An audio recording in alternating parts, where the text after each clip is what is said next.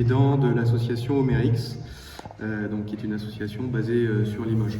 Alors notre activité, ça va être principalement la compétition. Donc nous, on est surtout sur League of Legends, même si on a fait d'autres scènes, on a fait du FIFA, du Rocket League, on a fait du Smash. Et on est principalement axé sur la formation de joueurs. En dehors de ça, on fait aussi un peu d'événementiel et un peu de médias. En France, l'e-sport n'est pas encore, pas du tout considéré comme un sport, puisque pour qu'il le soit, il faudrait qu'il soit agréé par les autorités qui gèrent, on va dire, le sport. Maintenant, c'est vrai qu'on peut voir pas mal de similitudes quand même entre le sport et l'e-sport. Donc il faut des capacités motrices pour réussir à performer en e-sport, puisqu'il y a une notion quand même de performance entre ce que l'on voit avec les yeux et ce qu'on va exécuter ensuite avec les mains. Et puis bon, il y a toute une dimension compétitive, et donc aussi forcément qui dit compétition dit hygiène de vie, nutrition. Voilà, tout ça, l'e-sport ne déroge pas à la règle là-dessus. Le développement en France, honnêtement, je pense qu'en Europe, il est l'un des meilleurs. Il faut dire que je crois que c'est depuis 2018 que le ministère de l'économie s'intéresse à l'e-sport et qu'il a, en tout cas, ils ont souhaité que la France soit un leader européen de l'e-sport d'ici 2025. Donc c'est vrai qu'on va dire que depuis ces déclarations, nous-mêmes et moi-même en tant qu'acteur, je le ressens autour de moi, là où quand moi j'ai commencé en 2018, quand on évoquait le mot e-sport, on pouvait vite passer pour un clown. Aujourd'hui, on est vraiment beaucoup plus pris au sérieux autour de nous. On sent qu'il y a des mouvements autour des collectivités, voilà, il y a des vraies choses. Je suis donc dans un territoire qui n'est pas le plus dynamique par rapport à l'e-sport, mais voilà, il y a quand même des choses qui évoluent vraiment. Et aujourd'hui, on a des grosses structures en France. Je peux citer Vitality, Carmine Corp, Gamers Origin, Solari, entre autres, qui sont des structures qui sont vraiment de grosses structures européennes dans ce secteur. On n'a pas de sportifs professionnels, puisqu'on est une association amateur, donc les joueurs ne sont pas rémunérés.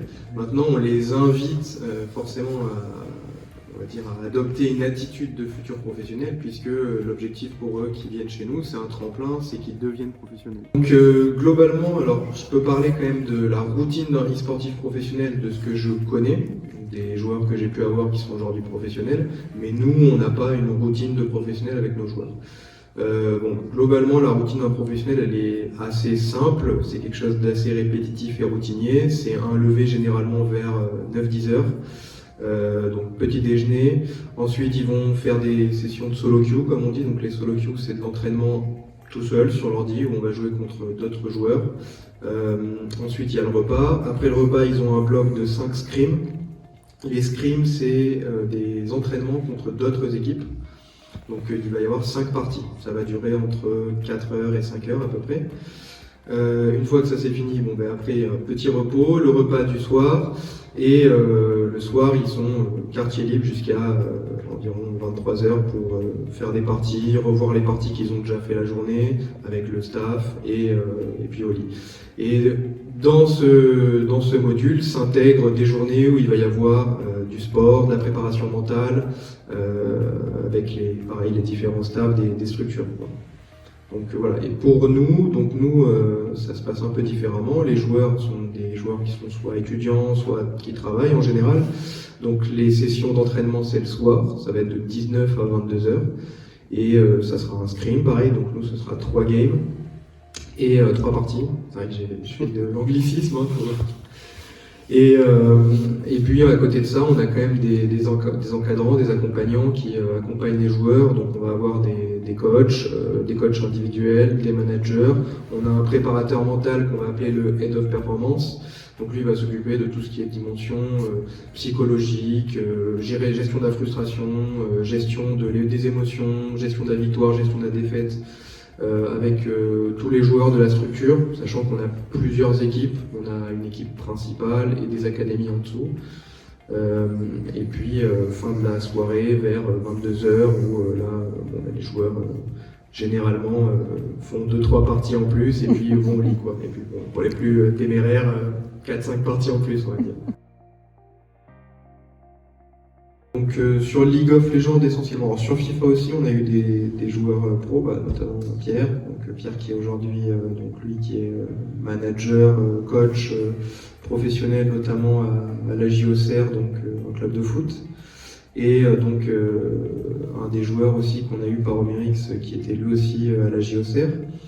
Et sinon sur LoL on a eu plusieurs joueurs, donc on a été spécialisé dans les AD carry. Donc pour expliquer de manière vulgaire, sur League of Legends il y a 5 joueurs dans une équipe. Et donc chaque joueur occupe un rôle différent. Et donc nous on a eu très souvent des jeunes talents au poste de tireur. Voilà.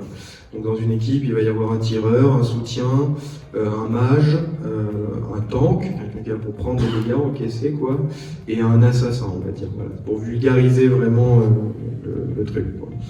Et donc on a eu 4 talents français, surtout au poste de tireur. Donc leur pseudo c'était Jésus, bon pas de rapport avec voilà, mais qui aujourd'hui est dans une structure professionnelle française qui s'appelle Gamers Origin. On a eu Exakik qui lui est l'échelon au-dessus, donc vraiment au niveau le plus haut européen, qui est professionnel chez SK Gaming. Et on a eu plus récemment Caliste qui vient tout juste d'être champion d'Europe avec la Carmine Corp, qui est probablement le club référence en France, quoi. Donc c'est des joueurs qu'on a vu commencer donc avec Omerix. Nous, on fait cette détection de talent chaque année, donc en ce moment on est en plein dedans. Donc on fait ce qu'on appelle des in-house. Donc c'est des sessions d'entraînement qui sont ouvertes à tous les joueurs qui ont un certain niveau, on va dire. Et on fait des phases d'observation avec les staffs et on va les faire jouer et on les regarde. Et c'est vrai que ça arrive régulièrement chaque année qu'on ait 1 ou 2 joueurs qui ont 14, 15, 16 ans. On se dit, bon, il y a quelque chose de très intéressant. Et après, on va commencer sa formation avec lui, que ce soit sur le plan psychologique, mental ou tout simplement mécanique du jeu, quoi. Nous, on ne rémunère pas les joueurs en tant qu'association. Donc nous, c'est des bénévoles, donc ils payent une licence pour participer. Par contre, pour les clubs professionnels, c'est les structures professionnelles qui les rémunèrent. Donc ça peut vraiment s'apparenter à un club de foot, un club de sport de manière générale, comme par exemple un sportif est salarié, enfin pas salarié parce que c'est un peu différent, mais en tout cas rattaché au PSG, un e-sportif va être rattaché à sa structure. Donc au niveau de la législation, c'est un sujet complexe et long, mais c'est la structure qui va le payer, et la structure, c'est comment elle génère des moyens, voilà, si c'est ça qui vous intéresse. Là, ça va être tout simplement par, il y a plusieurs, le modèle économique est assez vaste, il va y avoir donc le sponsoring bien sûr, et puis après la vente de merch. Bon, ça à part pour les plus gros clubs, ça représente très peu, et sinon il peut y avoir aussi de l'événementiel, il peut y avoir, c'est beaucoup, honnêtement c'est beaucoup de sponsoring quand même, c'est le sponsoring qui fait essentiellement vivre les clubs aujourd'hui. Alors, donc dans l'e-sport, on a une spécificité, contrairement au sport, le jeu n'appartient pas à tous, comme ça peut être le cas d'un terrain de foot. Le jeu, il appartient à l'éditeur du jeu. Donc c'est ce qui rend un petit peu l'e-sport complexe dans son modèle, puisque du coup, on n'a pas de fédération en France qui régule l'e-sport, tout simplement parce que si on avait une fédération aujourd'hui qui venait on va dire s'immiscer entre l'éditeur et les utilisateurs, l'éditeur pourrait mal le prendre tout simplement et se dire bon, la Fédé veut prendre le contrôle et le pouvoir sur mon jeu, quoi. Donc voilà, donc aujourd'hui on n'a pas de fédération. Il y a certains pays qui ont des fédérations, il y a d'ailleurs des éditeurs de jeux qui ne sont pas présents dans certains pays à cause de ça. Donc aujourd'hui c'est vrai qu'un jeu comme Riot Games, donc comme League of Legends, qui est détenu par Riot Games, c'est Riot Games, donc l'éditeur du jeu, qui régule sa compétition. C'est eux qui ont le plein pouvoir sur la compétition. Ils l'ont délégué en France à une entreprise qui s'appelle Webedia. Et à côté de ça, on a une association qui fait un peu office de fédération qui s'appelle France eSport, mais leur but et eux-mêmes ne se déclarent pas comme une fédération, mais plutôt comme un organisme qui soutient l'e-sport en France, qui aide l'e-sport à se développer, que ce soit avec les acteurs, l'État.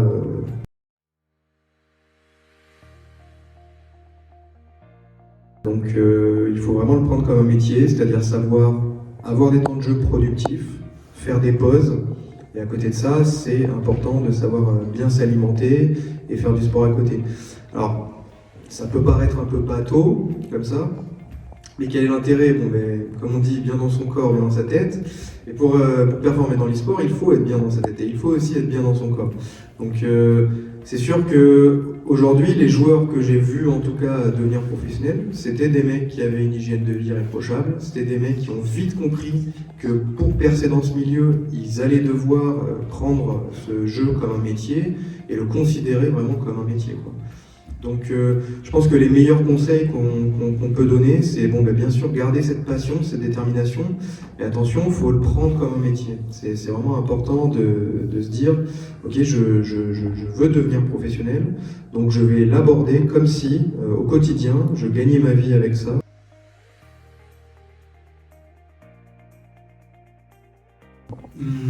Alors pour le moment, il n'y a pas vraiment de e-sport études. Il y a eu une tentative de la part de TPAA, donc c'était Tony Parker Adequate Academy. C'était à l'initiative donc de Tony Parker avec le club de LDLC Asvel, club de basket. Et ils avaient créé une sorte d'e-sport études donc qu'ils avaient mélangé avec le cursus basket. Voilà, ils l'ont arrêté récemment, notamment par rapport au changement de direction qu'il y a eu du côté de l'OL.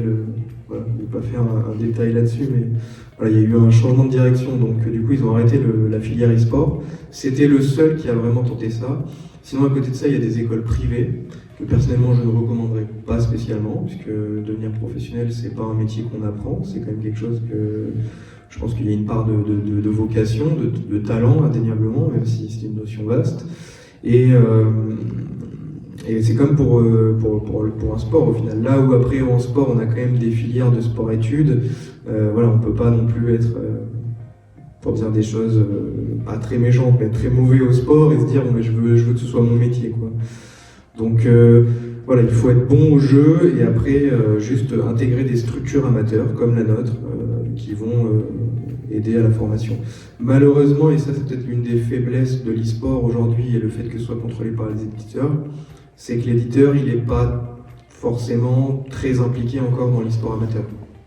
Là où si on avait une fédération, peut-être qu'elle pourrait structurer, organiser l'e-sport amateur. C'est l'un des combats que je mène au quotidien pour essayer de faire évoluer, que ce soit les formats, que ce soit les environnements qui sont proposés aux jeunes joueurs. Voilà, il y a du boulot honnêtement sur ce niveau-là. Donc c'est vrai qu'aujourd'hui les jeunes, hormis entrer dans une association qui fait le jeu que vous souhaitez, il n'y a pas nécessairement besoin d'aller dans un e-sport études ou quoi, de toute façon ça n'existe pas. Ce qu'il faut, c'est plutôt que dans le conscient collectif, les gens ils aient conscience que l'e-sport, quand même, ça se rapproche du sport. Ça se rapproche il y a de nombreuses similitudes, il y a des analogies structurelles, il y a beaucoup de choses qui se ressemblent avec le sport, mais nous, dans la discipline, on ne souhaite pas être considéré comme un sport. Ça nous apporterait des freins, ça nous apporterait beaucoup de freins.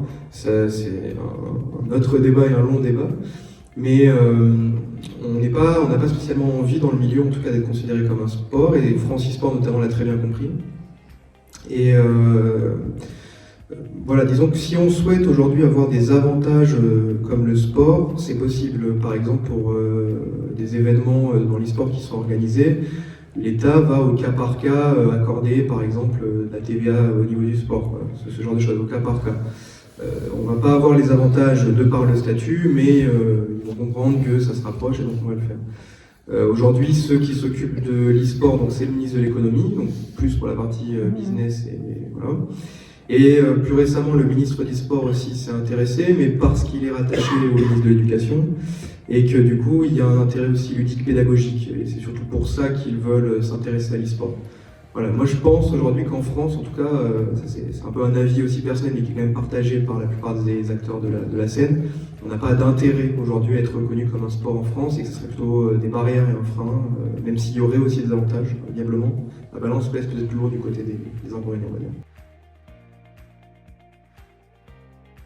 Nous, dans la division 3, bon, le format est un peu particulier, c'est des rounds suisses. Je ne sais pas si ça vous parle, mais c'est un peu compliqué à expliquer, mais c'est globalement des équipes qui s'affrontent. Et lorsqu'on fait, par exemple, si on est en 3-0, on va affronter notre équipe qui est en 3-0. Il y a 68 équipes qui s'affrontent et à la fin, les 8 meilleurs sont qualifiés. Ensuite, il y a quart de finale, demi-finale, finale.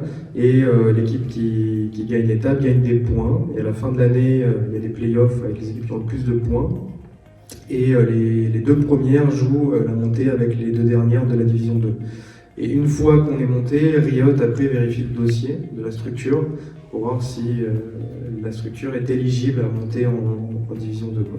Donc aujourd'hui, si nous on montait sportivement en division 2, je pense malheureusement pas qu'on ait les reins assez solides pour pouvoir, parce qu'après division 2 c'est statut professionnel, donc ça veut dire rémunération de joueurs. Alors, on n'a pas encore le sponsor magique, peut-être en creuse, qui sait.